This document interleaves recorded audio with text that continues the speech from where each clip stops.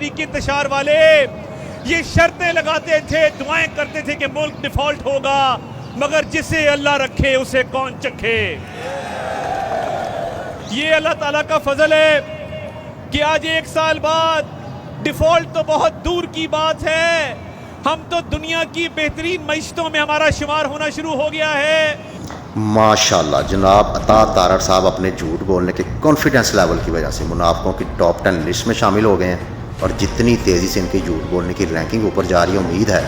جس طرح بقول ان کے ہمارا شمار دنیا کی بہترین معیشتوں میں ہونا شروع ہو گیا ہے، ٹھیک اسی طرح 1 سال بعد جناب عطا تارڑ صاحب منافق ترین مسٹر پاکستان کا ایوارڈ حاصل کریں گے، جس سے ان کا بینک بیلنس بھی انکریز ہو جائے گا اور ان کا شمار دنیا کے بہترین منافقوں میں ہونا شروع ہو جائے گا۔ عطا تارڑ صاحب، لوگ مہنگائی سے تنگ خودکشیاں کر رہے ہیں، کیونکہ پٹرول 149 روپے سے کم ہو کر 258 روپے ہو گیا ہے، بجلی کا یونٹ 16 روپے سے کم ہو کے 68 روپے ہو گیا ہے، جس غریب کا بل 2 سے 3 ہزار آتا تھا آج وہی 15 سے 20 ہزار آ رہا ہے، گیس کا بل کم ہو کر اپنے عروج پر ہے، ڈالر کا بل 170 روپے سے کم ہو کر 278 روپے ہو گیا ہے، چینی 70 روپے سے کم ہو کر 150 روپے ہو گئی ہے، کوکنگ آئل اور گھی 250 سے کم ہو کر 600 روپے کے قریب ہو گیا ہے، دودھ 80 روپے سے کم ہو کر 200 روپے ہو گیا ہے، ایئرپورٹ، موٹر وے اور بہت سی چیزیں بیچ دی ہیں، گروی رکھ دی ہیں،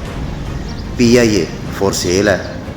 اور ٹرانسپیرنسی انٹرنیشنل کی رپورٹ کے مطابق پاکستان دنیا کا 46واں کرپٹ ترین ملک بن گیا ہے، 180 ممالک کی درجہ بندی میں پاکستان کا 135واں نمبر ہے۔ تو عطا تارڑ، تم کس بنیاد پر دعویٰ کر رہے ہو کہ پاکستان دنیا کی بہترین معیشتوں میں شامل ہو گیا ہے؟ تم کو پتہ بھی ہے کہ تم جھوٹ بول رہے ہو، کیونکہ اسی جھوٹ بولنے کے تم کو پیسے مل رہے ہیں اور منافقت سے تمہارا بینک بیلنس انکریز ہو رہا ہے۔ عطا تارڑ، میری دعا ہے اللہ کرے اسی حکومت میں، اسی مضبوط معیشت میں تم کسی مزدور کی طرح مزدوری کرتے ہوئے کسی بس میں یا ریل گاڑی میں دانت صاف کرنے والا پاؤڈر بیچو، یہ کہتے ہوئے